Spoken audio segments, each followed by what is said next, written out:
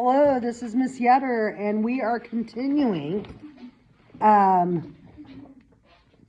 Worst Class Trip Ever by Dave Barry. Excuse me, we are on chapter 14, page 127. Let's continue. We stood in the middle of the street looking at the door.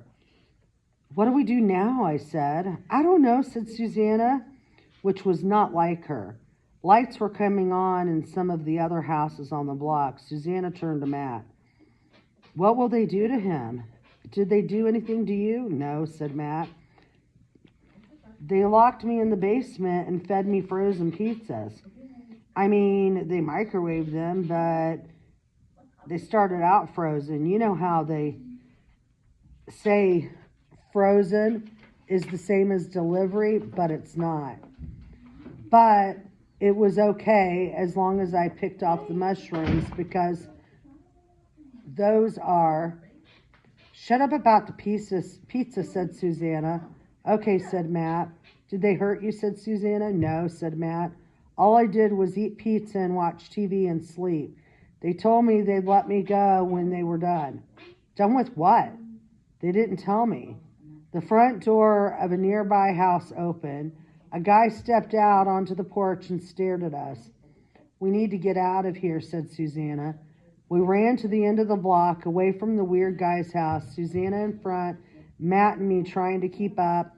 When we rounded the corner, Susanna slowed down to a fast walk. How'd you guys find me? Puffed Matt. Your phone, I said. Oh, right. Well, thanks for coming to get me. I mean, you're welcome. So now we're gonna call the police, right? Susanna stopped, turned, looked at me. I think we'd better, I said. I don't know, she said. What if they... She shook her head. What if they what? Said Matt. They said they'd kill you if we called the police. Kill me, said Matt. They didn't say kill, I said. That's what they meant, said Susanna. Wait, said Matt. You were talking to them?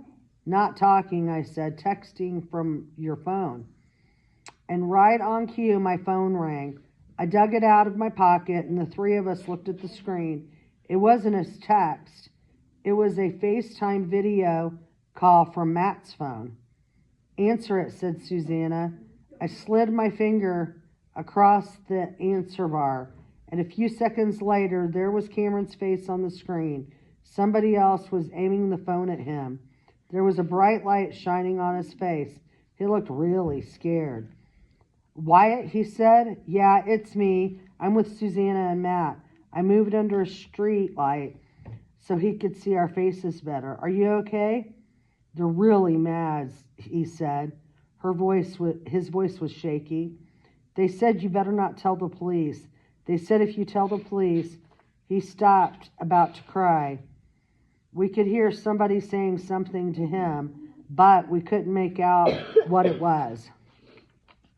Cameron nodded, swallowed, and said, Wyatt, please don't tell the police. Promise, okay? They're listening. Okay, I said, I promise we won't tell the police. And then Cameron's face was gone. I said, Cameron, hello? But the call was over. I looked at Susanna. Now what? I don't know, she said for the second time. For now, I guess we should go back to the hotel before they figure out we're missing. We're just going to leave Cameron, said Matt. We're going to figure out how to get him out, said Susanna. But we're not going to do something stupid now and get him hurt. I still think we should call the police, said Matt. You just heard me promise I wouldn't, I said. We made the same deal when they had you, and we got you out, didn't we?